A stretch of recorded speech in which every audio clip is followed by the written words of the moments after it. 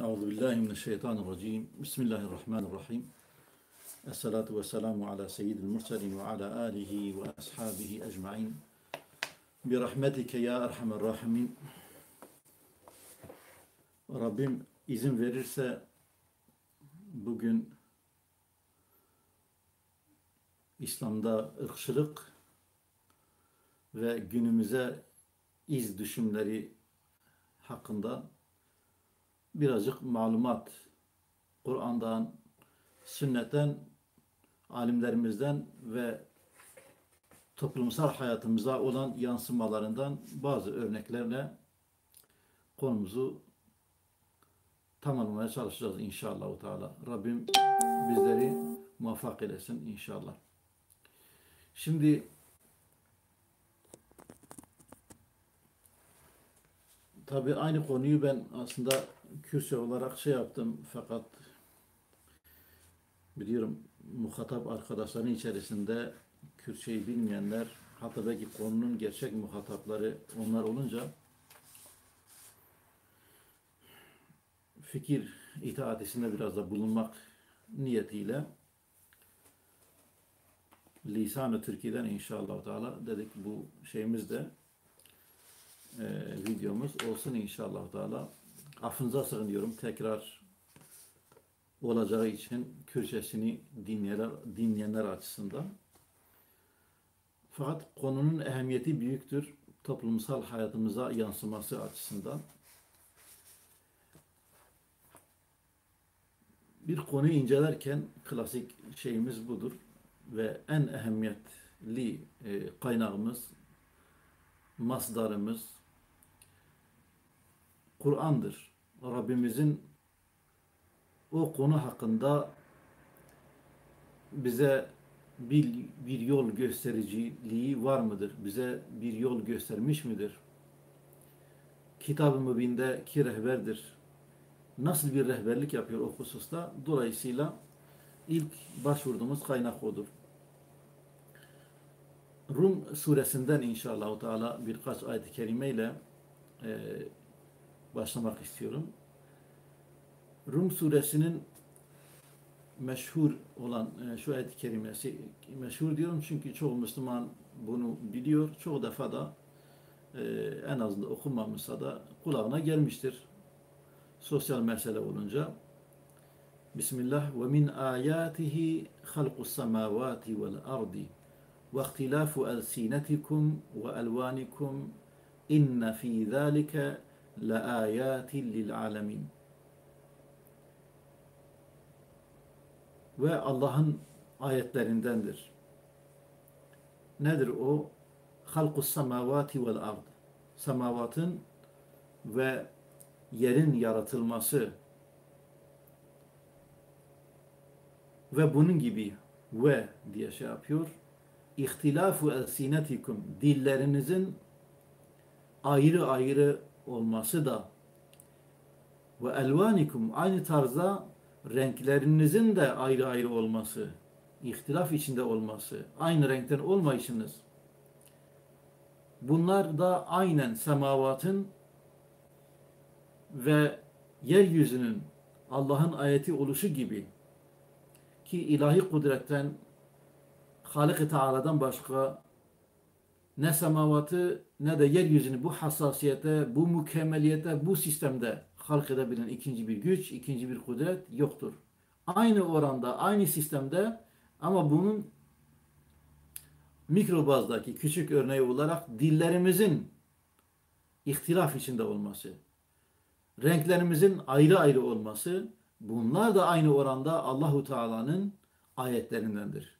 Bir de büyüklük ve küçüklük kıyası açısından insanın Allahu Teala semavat ve insanın ihtilafıyla semavatın ihtilafını, yeryüzünün ihtilafıyla veyahut halk edilişiyle, onun Allah'ın ayeti oluşuyla dilimizin Allah'ın ayeti oluşunu mukarene ediyor. Küçücük bir insan kainatla, semavatla ve yeryüzüyle mukarene ediliyor, karşılaştırılıyor. Demek ki insan cismi ufaksa da manası büyük bir mahluktur. Ama bu ayetin öncüleri var. Ben oradan dar bir bakış açısından çıkmak için yapıyorum. Çünkü Kur'an aslında bütün fotoğrafı bize siyah ve sibakını ayetlerini okuduğumuzda bir fotoğraf bir beden olarak aldığımızda ayrılmaz bir parça olarak aldığımızda konuyu o zaman daha iyi şey yapıyor. Birbirini daha iyi izah ediyor. Ve şöyle başlıyor 19. ayet-i kerimede yine Rum suresinden Bismillah yuhricul hayye minel meyyiti diriyi ölüden çıkarıyor. Ve yuhricul meyyite minel hayyi ve yine haydan da ölüyü çıkarıyor. Öyle bir kudret. Ve yuhyil arda ba'de mevtiha ve yeryüzü bu sefer mikro bazdaki canlıdan başladı bize. Bu sefer tam tersine semavattaki şeye. Ve yuhyil arda ba'de mevtiha ve yeryüzünü de ölümünden sonra kış libasını giyip, kefenini giyip vefat ettikten sonra gelecek baharda onu tekrar dirilten Allahu Teala'dır. Ve kezalike tuhracun. Aynen yeryüzüne ölümünden sonra hayat verdiği gibi, ölüden hayat sahibini çıkardığı gibi, hayat sahibine de ölüyü çıkardığı gibi aynı tarzda sizler öldükten sonra diriltileceksiniz. Ama burada dikkatimizi önemli bir noktayı şey yapıyorum. Allahu Teala'nın ölüden diriyi çıkarması, kupkuru topraktan hayat fışkırtması. Bunu kafada tutuyoruz. Ve min ayatihi en halakakum min turabin. Ve onun ayetlerindendir sizin neden yaratılışınız? Topraktan yaratılmanız. Thumme izâ entum beşerun tenteşirun. Ve daha sonra işte insanlara halk edilip aslarımız neresi? Toprak ve bilahare Allahu Teala bu insanları çoğaltıp ne yapması? Yeryüzünde intişar etmesi, dağılmaları, yayılmaları. Ve min ayati demek ne? Bir asıldan, bir noktadan başlıyor. Ölü bir noktadan başlıyor. Topraktan başlıyor. Oraya hayat tecelli ediyor. Kupkuru topraktan Allahu Teala hayat bahşediyor ona. İnsan halk ediyor oradan. Ve min ayatihi en halaka lekum min enfusikum. Ve onun yine ayetlerindendir ki Allahu Teala sizin nefislerinizden ezvacel liteskunu ileyha. Zevcelerimizi, hanımlarımızı, eşlerimizi halk etti Allahu Teala. Ta ki sükunet bulalım. Ve ceale beynekum meveddeten ve rahme. Ve aramızda mevedde, şefakat, rahmet, sevgi halk etti aramızda. İnne fî zâlike le âyâtin li kavmi yetefekkerûn. Düşünen bir kavim için bunda da büyük ibretler, bunda da büyük ayetler, deliller vardır. Yani eğer Allahu Teala sevgi ve merhamet bırakmasa, halk etmese toplumun çekirdeği mesabesindeki aileyi hiçbir şey beraber birlikte tutamaz. O şefkat ve merhamet ve sevgi sayesinde Allahu Teala ne yapıyor? O aile dediğimiz müesseseyi ayakta tutuyor ki toplumu da bir kavmi, bir kabileyi de bunlardan meydana getiriyor. Evet, şimdi aile yokluktan vücuda, hayata, hayattan aile yani kişi hayatından aile hayatına, onun halk edilmesine, bir ufacık bir topluluğun oluşturulmasına Allahu Teala'nın halk ettiği meveddet ve rahmet sayesinde işte bundan üçüncü bir merhaleye ve min ayatihi en halaka lekum min enfusikum ezvacen bunu okuduk. Ve min ayatihi halqus semavati vel ardi. Ve yine nedir? Onun ayetlerindendir. Semavatın ve yeryüzünün yaratılışı. Ve ihtilafu elsinetikum ve elvanikum. Şimdi yeryüzüne insanlar dağıldılar. Usralar halinde, aileler halinde. İntişar edince Allahu Teala bunlara ayrı ayrı renkler bahşetti. Ayrı ayrı diller bahşetti.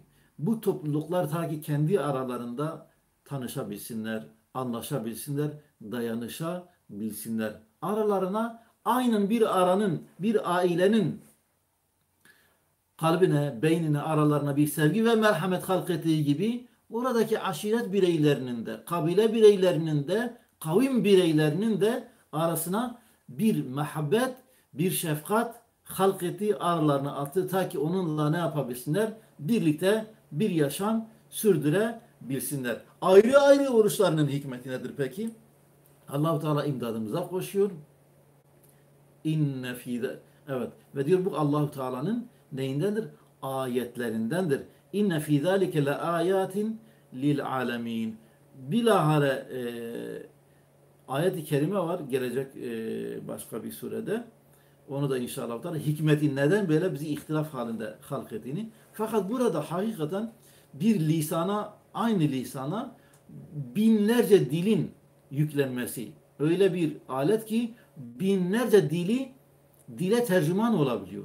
Milyarlarca kelime, kısacası aynı dil e, bu alet o sesleri çıkarabiliyor. Ve aynı beden, aynı simada insanlar sayesinde ayrı ayrı simaların varlığının olması. Aynı simalarda birisi siyahtır, birisi kırmızıdır. Yani bir kırmızıya çalan bir rengi var, birisi siyaha çalan bir rengi var ve hakeza değişik değişik renkleri var. Allahu Teala'nın tamamen iradesinde, kontrolünde ve ayet olarak da bir mucizedir yani. Aynı simada binlercesini yapmak, milyarlar insanlar adedince ihtilaflı bir şekilde bunları halk edebilmek. Aynı dilde ama ihtilaflı bir şekilde bunu halk etmek ancak Allahu Teala'nın şe'nidir. Allahu Teala bu simada ve bu dilde ayetlerini bize göstermek istiyor. Ve şimdi biz bunu getirip düşmanlık vesilesini şey yaparsak Allahu Teala bu simada ya da bir kavmin topluluğun simasında genel benzerlik ilkesi içerisinde veyahut onların dilinde genel dil kuralları çerçevesinde ayetlerini böyle göstermek istiyor. Bir mucize bakın. Kürtçe nasıl bir dil?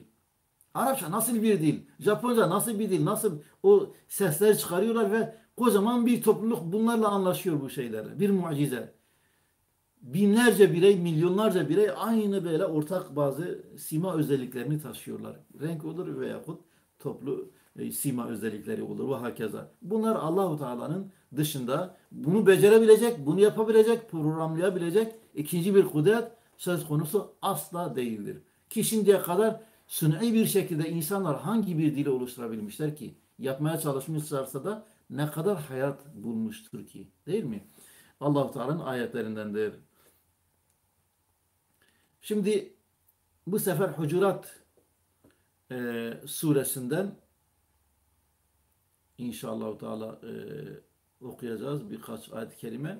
Orada da aynı şekilde böyle yine direkt marufumuz olan milletin Kur'an'dan her zaman bize Allah razı olsun hatırlattıkları o ayet değil. Onun önceleri nereden bahsediyor? Ya eyyühellezine amenu ictenibu kethiren minez-zanni İnne ba'da zanni ithmun ve la tecessesu ve la yagtab ba'dukum ba'dan en yuhibbu ahadukum en ye'kule lahme ahihi meyten fekerihtumuh vettekullah innallaha tevvabur rahim. Ey insanlar! Hitap estağfurullah. Hitap müminlere aittir. Ya eyyühellezine amenu İctenibu kethiren minez-zann. Zannın çoğusundan kaçınınız. İçtenibu minez-zanni. İnne ba'da zanni ithmun. Zannın bir kısmı günahtır. Ve la tecessesu ve la yagtab ba'dukum ba'da. Tecessüs etmeyiniz, casusluk yapmayınız. Ne diyorlar, bizim hakkımızda ne düşünüyorlar, ne konuştular. Böyle bir casuslukta asla şey yapmayınız. Ve la yagtab ba'dukum ba'da. Birbirinizin gıybetini arkasında birbirinizin konuşmayınız. Eyyuhibbu ahadukum en ye'kule lahme ahihi meyta fekerihtumuh. Birbirinizin böyle ölü kardeşinizin etini yemekten hoşlanır mısınız? Ölü kardeşinizin etini, kardeşinin etini asla böyle ısırmasın. Bir de ölüyse ölüsünün etini ısırmak. Eyyuhibbu ahadukum sizden cemaaten ruhunu alan sizlerden biriniz en ye'kule yesin. Neyi yesin? Lahme ahihi. Kardeşinin etini yesin. Nasıl bir kardeşi? Meyten, öldüğü halde en muhterem, en ihtirama, hürmete layık olduğu bir vaziyete üstadın deyimiyle.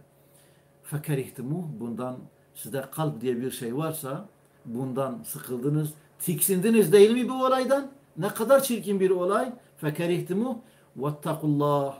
Ne yapınız? Allah'tan korkun. Allah'tan korkun. İnnallâhe tevvâbur rahîm. Allah'tan korkun, birbirinizin hukukuna girmeyin. Allah'tan korkun, birbirinizin ölü etini yemeyin. Allah'tan korkun, kardeşinizin ölü bedenini dişlemeyin. O parçalayıcı canavar hayvanlar gibi. Sizler insansınız. Sizlerde kalp var, akıl var, kardeşlik duygusu var sizlerde. İnsanlık duygusu var. Cemaatan ruhunu alan bir kişiliğiniz var. O halde canavarcasına kardeşinizin şahsiyet maneviyesine ne yapamazsınız? Saldıramazsınız. Allah'tan korkun. Vettakullah. İnnallâhe tevvâbur rahim. Eğer hatalara düştüyseniz, eğer yanlışlık yaptıysanız Allah-u Teala tevvaptır, rahimdir. Ama sizde de tövbe edeceksiniz yani. Tövbe etmeden Allah-u Teala tövbesini üzerinize indirmez. Pisliğimiz içerisinde bizi boğar, alır, huzurunda layık olan mekana bizi orada hapseder. Ebedi hapsinde. İnnallâhe tevvâbur rahim. Şefkatinin kapısını çal ki şefkat olunalım. Yine tövbe kapısını çalalım ki tövbesini, mağfiretini üzerimize indirsin. Noksanlarımızla birlikte. Şimdi bunu subhanallah Üstad en güzel şekilde onu da söyleyeyim. Gıybet bahsinin geçtiği risalesinde çok harika bir şekilde bunun tefsirini kelime kelime 6 derece nasıl gıybeti zecr ettiğini harika bir şekilde anlatıyor. Cemaate taalluk eden, topluma taalluk eden, bireye taalluk eden, imana taalluk eden o hakeza değişik noktalara taalluk eden cihetleri var. Oraya havale ediyorum. Kısa kesiyorum bunu. Ama bu bir başlangıç olsun. Bir kişinin bile böyle hukukuna girmek. Niye hukukuna giriyorsun? Birey olarak neden o şahsın hukukuna giriyorsun? Çünkü kendini o kötülenirse, o kötü olursa, aşağılanırsa demek ki sen daha iyisin. Veyahut kendini bir noktada ben ondan daha iyiyim demek istiyorsun. Bak bunda bu şeyler var, bu ayıplar, bu kusurlar var diyorsun. Ve kendini ondan daha makbul bir makama, bir mekana oturtuyorsun. Demek ki o yaptığın tercih korkunç bir cinayettir. Sosyal, kişisel ve hakeza insani yönleri olan bir cinayettir. Zaten Allah-u Teala en tiksineceğimiz böyle bir şekilde bu misali bize veriyor ki gerçekten bu olaydan tiksinilen, gerçekten tiksindirici bir olay. Ama o tiksindirici misali de veriyor ki hiç sen de bundan tiksinelim. Hayat-ı içtimaiyimizi zehirleyen o şeyden çekilelim. Bu şahs bazında. Şimdi toplum bazına gelelim. Topluma nasıl bir iz düşümü olur? Bismillah.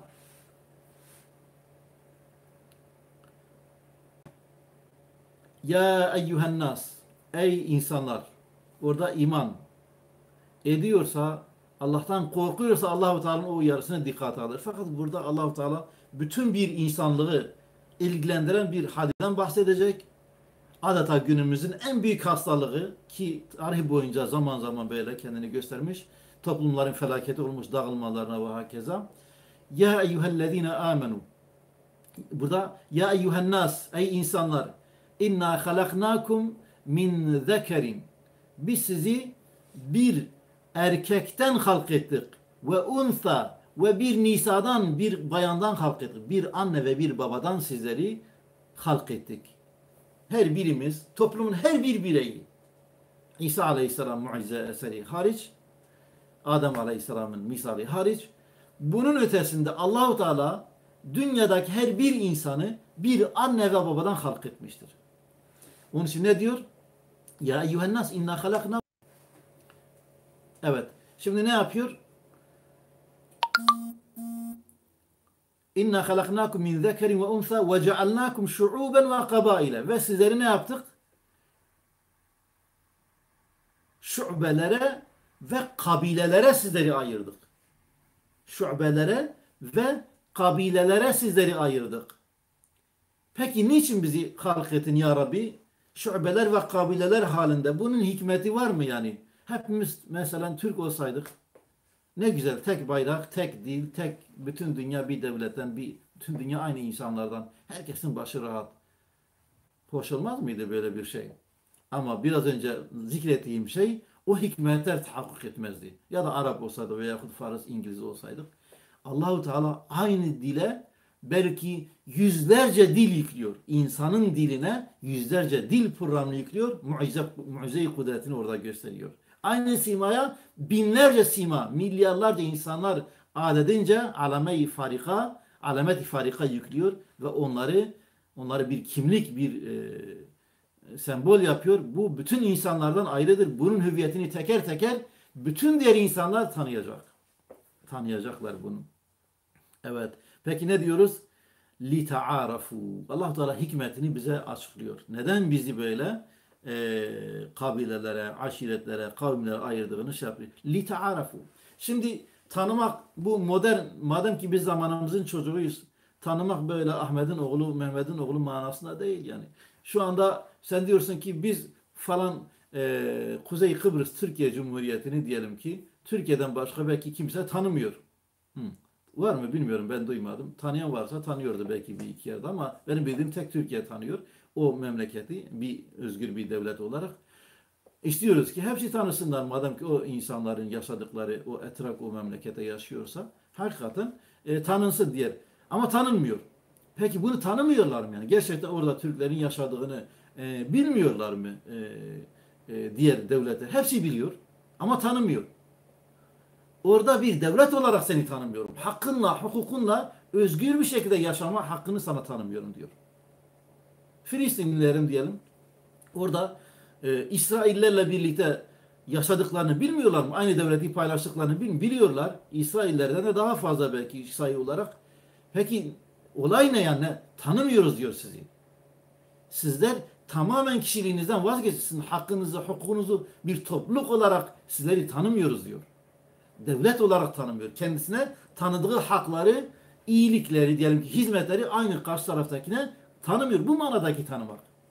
Şimdi İslamiyet'in ölçüleri ufak bazdan ta toplumsal şeylere kadar aynı şekilde tatbik edebilir. Ben kendi nefsime gerçekten neyi istiyorsam kardeşime de onu istemek zorundayım. İmanımın bana dayattığı budur. Kendi nefsin için neyi istiyorsan kardeşine de onu iste. Bitti. Bir ara bahsi gelmişken böyle bir arkadaşımız telefon açtı falan yerden bir arkadaşımız gelecek İsveç'te yeni kendisi. Yardımcı olur musun? Hay hay dedik. Edebildiğimiz kadarıyla ederiz. Bunun resmi mekanlarda Migrafon'da işi vardı. Ve geldi kardeşimiz dinleyiciler arasındaysa ya veya dinleme imkanı olursa inşallah selam olsun ona. Ya bu arada şey yaptı yani bilmiyorum demek ki zihin altında zaten toplumun çoğusunda bu var. Bu Kürtler ne istiyor diye böyle bir ara şey yaptı, böyle bir çıkış yaptı. Halbuki ona yardım eden bir Kürt yani. Ben yapmak zorundayım ya, bir kardeşim, bir Müslüman kardeşim gelmiş yardım istiyor. Etmek durumundayım. Öyle hissederim kendimi. Şimdi biraz şok oluyor tabii. Bu Kürtler ne istiyor ya, yani sen ne istiyorsun bizden falan. Öyle bir şey oluyor ama o durumu fark etmiyor tabii. Dedim kardeşim bak sana bir Peygamber Aleyhisselatü Vesselam'ın bir bize verdiği çok güzel bir şey var. Bir misal var. Kişi nefsi için istediğini, sevdiğini, kardeşi için de istemedikçe gerçek manada iman etmiş olamaz. Müslüman olamaz. Kısacası bu dedim. Fazla uzatmıyorum. Kendine, senin hoşuna ne gidiyorsa, bir millet olarak, bir kavim olarak, ne diyorsan artık bu işin ismine, senin hoşuna ne gidiyorsa aynı şeyi böyle imanın senden bunu istiyor. Kanaatimce Kürtler de bunu istiyor. Başka bir şey istemiyor. Senin hoşuna giden şeyler. Aynen senin gibi. Onlar da insan. Senin hoşuna giden şeyleri istiyorlar. Ve bir mümin olarak imanın da sana bunu dayatıyor. Bu manada bir şeyler söyledim. Kardeşimiz de bir şey uzatmadı artık. Olay ayan beyan ortada. Hissede kapılmaya gerek yok. Kendim için neyi istiyorsam kardeşim için de aynı şeyi isteyebilmek. Adalet bu değil midir? Adalet tam da böyle bunun üzerine kurulu değil midir yani? Başka bir şekilde toplum nasıl ayakta durur ki? İnsanlık nasıl böyle muvazene halinde hayatiyetini devam ettirebilir ki bu olmasa?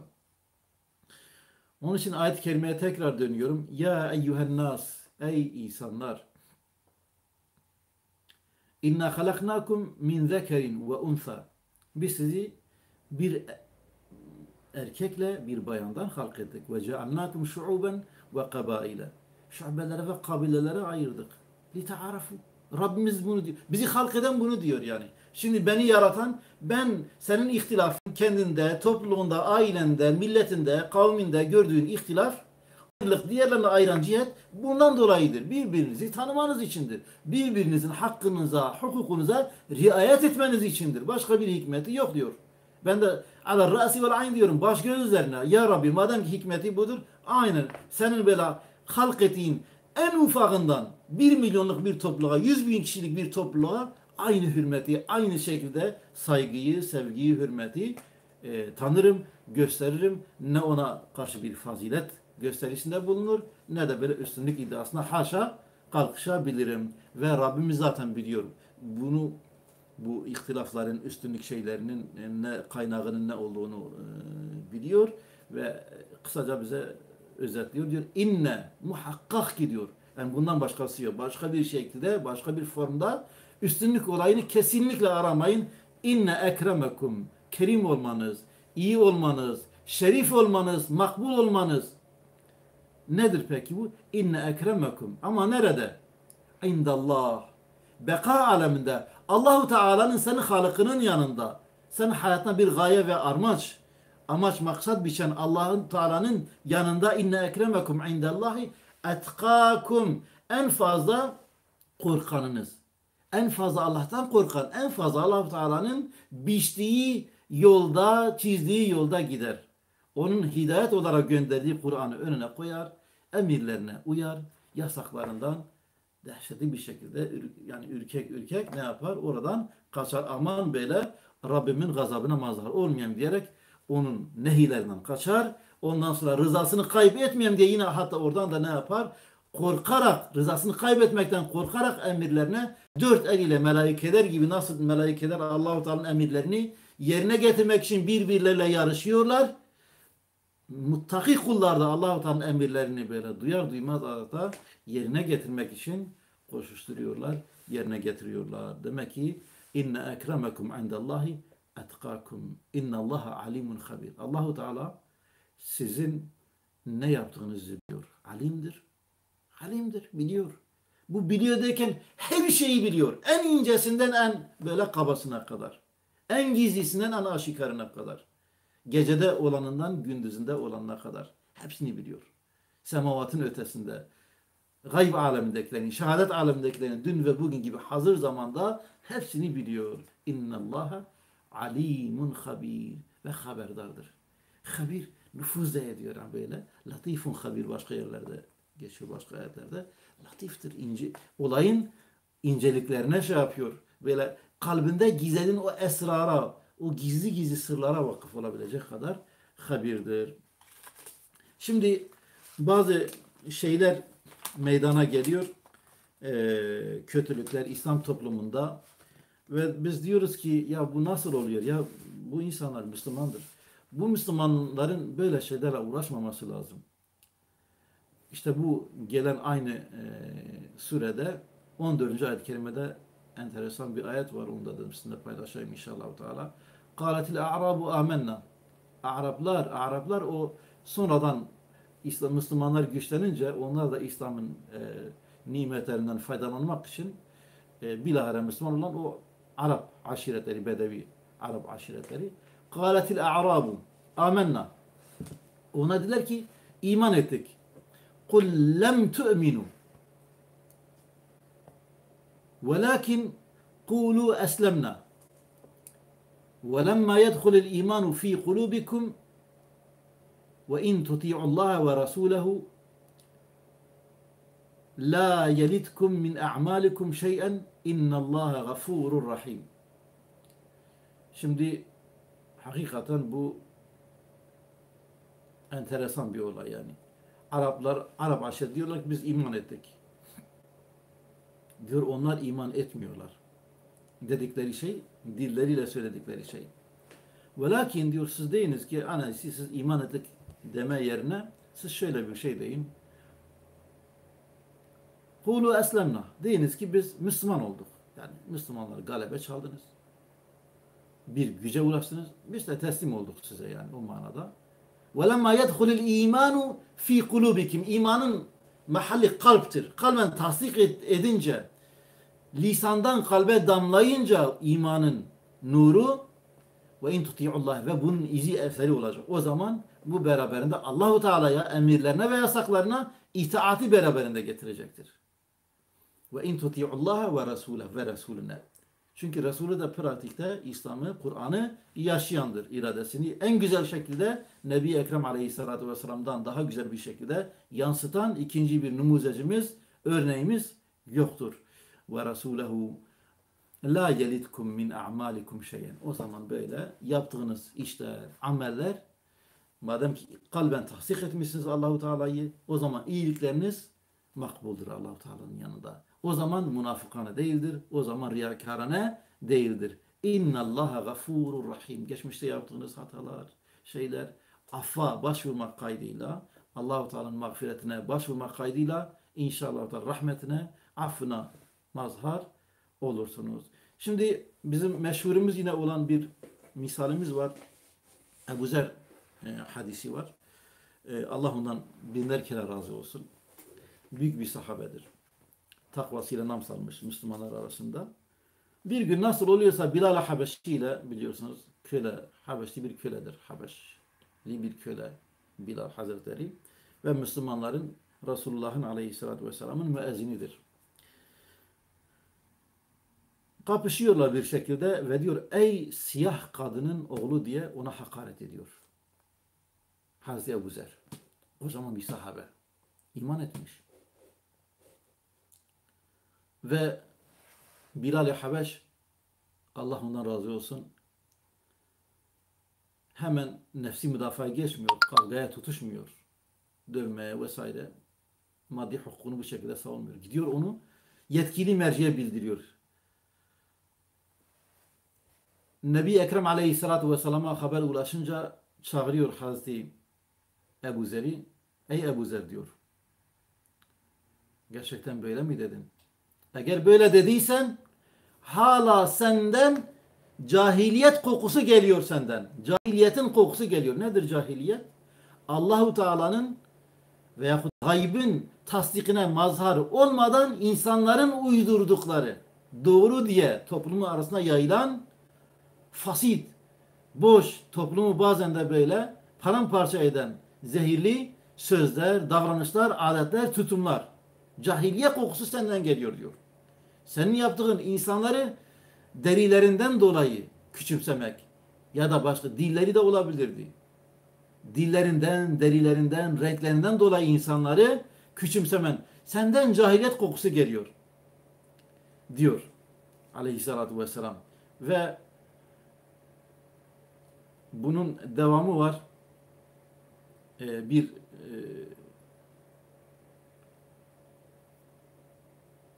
Diyor ki sen takva ile ki ayet-i kerimenin tam da mealidir yani. Takva ile diyor üstün olmadığın takdirde inne ekremekum indallahi etkakum. Çünkü kural bu.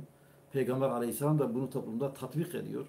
Takva ile üstün olmadığın takdirde beyaz veya siyah derililerden daha hayırlısı değilsin diyor. Takva ile daha üstün olmadığın takdirde beyaz veya siyah derililerden daha hayırlı değilsin diyor. Ahmed İbni Hanbel'in mesnedinde geçiyor bu. Farklı bir versiyonu var diyor. Bir gün aynı bu hadisi bize rivayet eden zat diyor ki Mağrur'un diyor naklettiğine göre o Rabeze denilen mevkide Ebu Zer ile kölesini aynı kumaştan elbise giydiklerini görmüş ve kendisine bunun sebebini soruyor. Neden böyle aynı elbiseden aynı renkten giymişsiniz? Ve Hazreti Ebu Zer diyor ki ben bir kimseyi annesi sebebiyle kınamış, onu küçümsemiştim diyor. Bu duruma muttali olan Nebi Aleyhisselatü Vesselam bana dedi ki ey Ebu Zer onu gerçekten annesinden dolayı kınadın ve küçümsedin mi diyor. Şayet böyleyse sen kendisinde cahiliye özelliği, cahiliye huyu bulunan bir kimsesin diyor. Onlar sizin kardeşleriniz ve hizmetçilerinizdir. Allah onları sizin himayenize vermiştir. Kimin himayesinde bir kardeşi varsa köleleri kastediyor. Kimin himayesinde bir kardeşi varsa yediğinden ona yedirsin. giydiğinden de ona giydirsin. Onlara güç getiremeyecekleri şeyleri yüklemeyiniz diyor. Müthiş bir kural koyuyor. Aleyhissalatü vesselam. Şayet yüklerseniz kendilerine yardımcı olunuz buyurdu. Bu Bukhari'de iman bahsinde geçiyor. Ve başka bir rivayete diyor ki kendini affettirmek için gidip başını Mescid-i Nebevi'nin eşiğine koyuyor diyor. O ayaklar bu simaya, bu yüze bu boynuma ya da yüzüme basmadıkça Ebu Zer buradan kaldırmayacaktır bu başını. Ve Hazreti Bilal onu kaldırıyor. Onu kucaklıyor. Sen benim kardeşimsin diyor. Orada barışıyorlar. Onu öpüyor. Ama orada hak ve hukukun da müdafaa edilmesi gerektiğini fiiliyle de gösteriyor. Yani bir laftı söyledi. Hayır. Öyle bir laf ki toplumları ifsad edebilecek, tabakalar arasında ayrımı böyle kökleştirebilecek bir laftır bu. Dolayısıyla müsamaha asla gösterilemez. Dolayısıyla insan kendi doğrusunda sonuna kadar sabit, arkasına durması lazım. Ama bunu hissiyatın arındırılmış bir şekilde bunu göstermesi lazım. Tıpkı Hazreti Bilal'in yaptığı gibi ve kazanan hakikat oluyor. Kazanan siyah derili kadının oğlu oluyor. Hazreti Bilal oluyor. Utanan ise kendini affettirmeye çalışan, suçlu konumuna düşen ise velev ki özgür bir sahabe de olsa Hazreti Ebu Zer oluyor. Bu noktasıyla da Müslümanlara müthiş bir ders veriyor.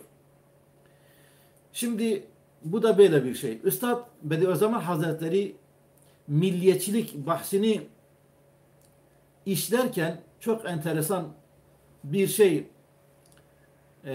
bir tabir, bir tanım yapıyor. Diyor asabiyet-i cahiliye birbirine tesanüt edip yardım eden gaflet, dalalet, riya ve zulmetten mürekkep bir macundur diyor. Bunun için milliyetçiler milliyeti ma'bud itikaz ediyorlar. Allah yerine koyuyorlar. Gafletten, dalaletten ve riyadan mürekkep, karıştırılmış, iyice karıştırılmış bir macun, bir ilaç. Öldürücü bir zehir. Toplumları öldüren bir zehir. Evet. Demek ki asabiyet-i cahiliyenin bu tanımı gerçekten her bir Müslümanın katımca şey yapması lazım ki buna. Gafletten, dalaletten ve riyadan mürekkep.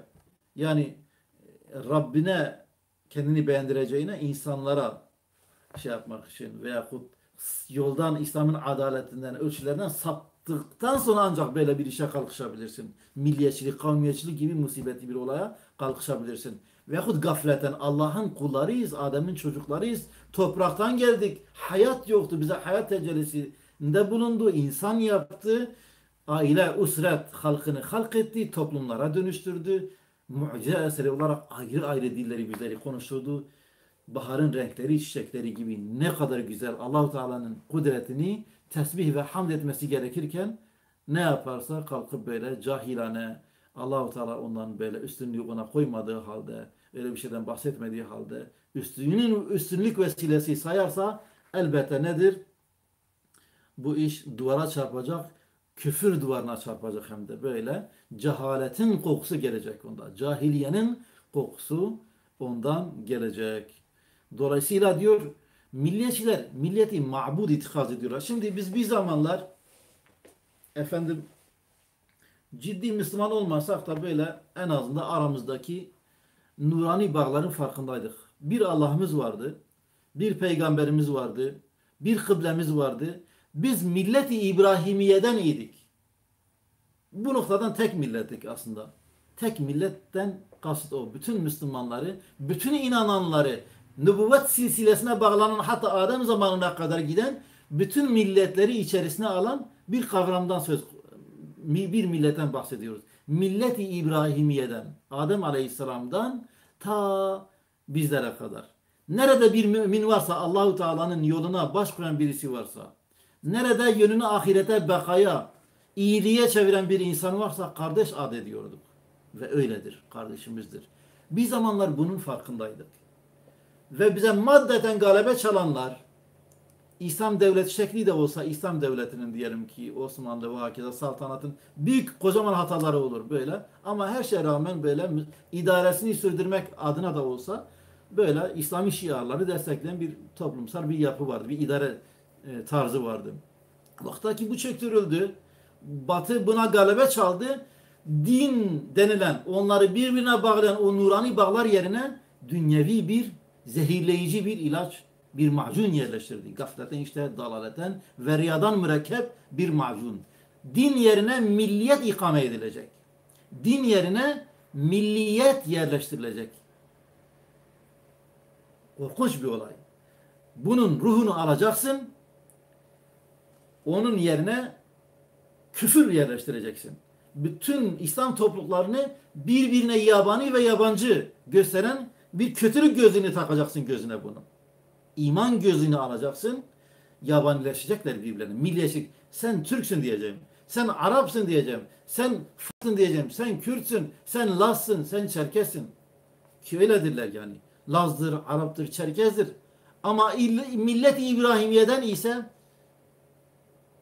bizim ölçümüz neydi? Bu adamın bir kıymet, bir derecelendirme verecek idiysek bu adam muttaki midir? Rabbine yakın mı duruyor?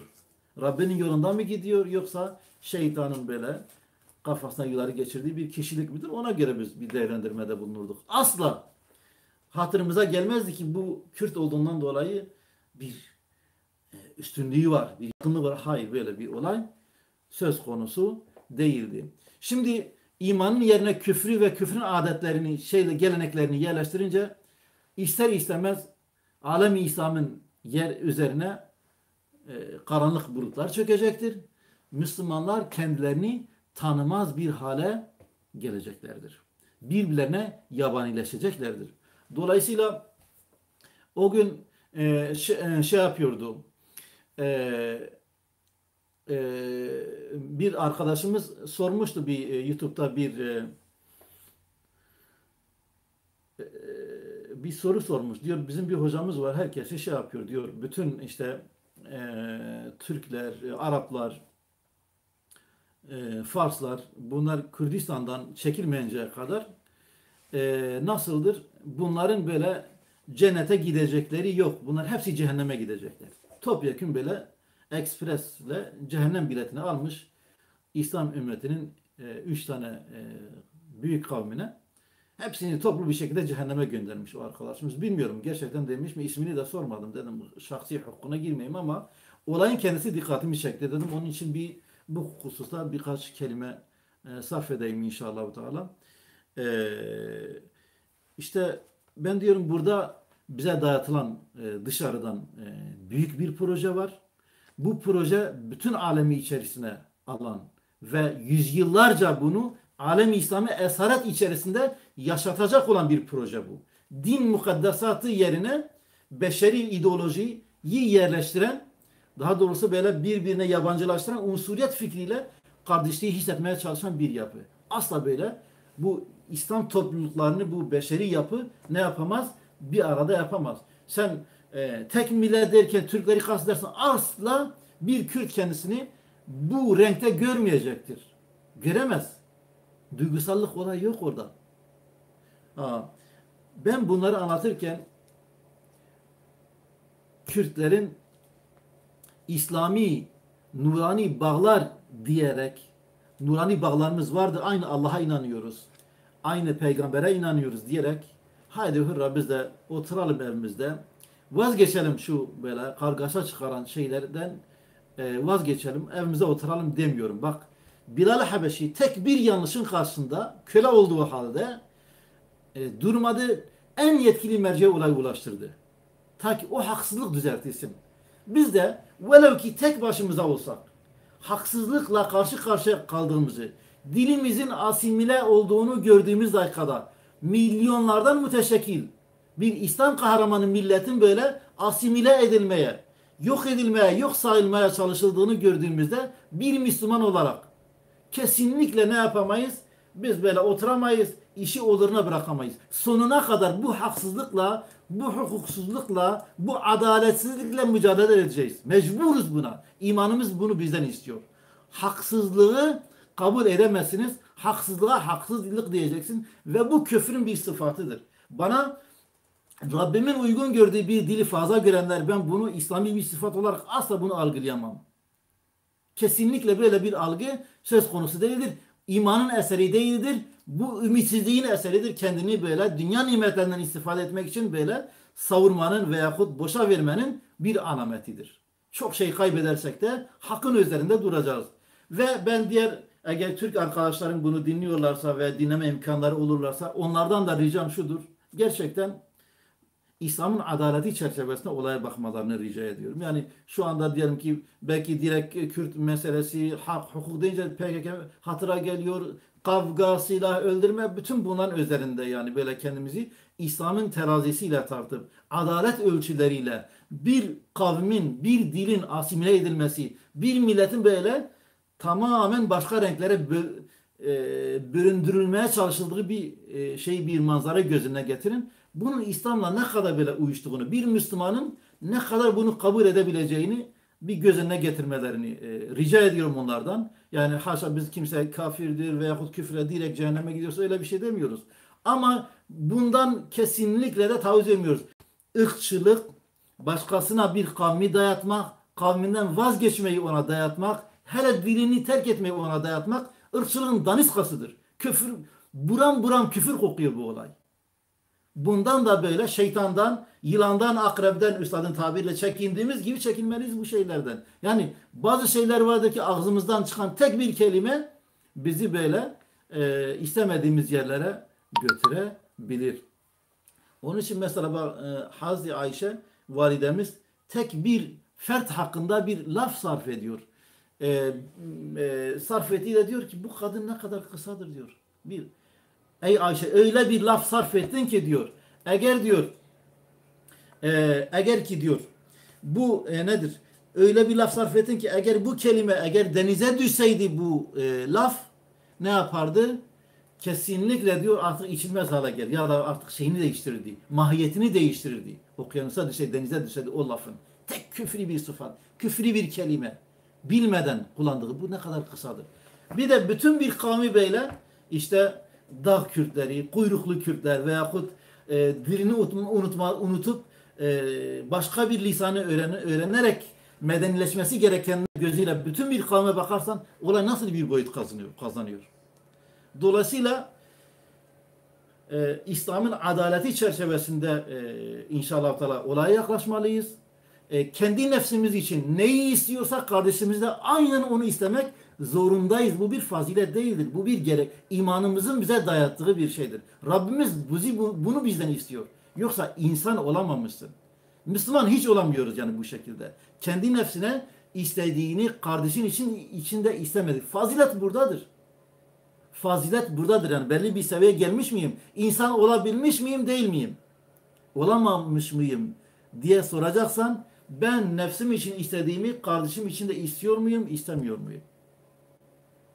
Olay bundan ibarettir. Kimseye kafirsiniz veya cehenneme gideceksiniz demiyoruz. Ama her bir Müslümanın da her bir sıfatı Müslüman değildir. İslamiyet'ten kaynaklanmıyor. Hatta diyebilirim maalesef yani ağlayarak belki insan bunu der.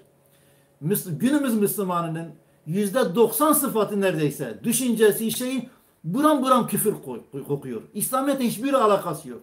Müslümanlıkla zerre kadar alakası yok. Yaşantı tarzı, düşünce tarzı, tutumu ve hakeza zerre kadar alakası yok. Rabbimiz Kur'an'ı gerçekten yeniden güncelleyip hayatımıza indirmeyi, kendimizi updatere yapmayı, böyle güncellemeyi nasip etsin. Kur'an'ın ölçüleriyle topluma, şahsa, bireye bakmayı bizlere nasip etsin inşallah Teala. Vaktinizi aldım. Rabbim sizlerden ebeden razı olsun.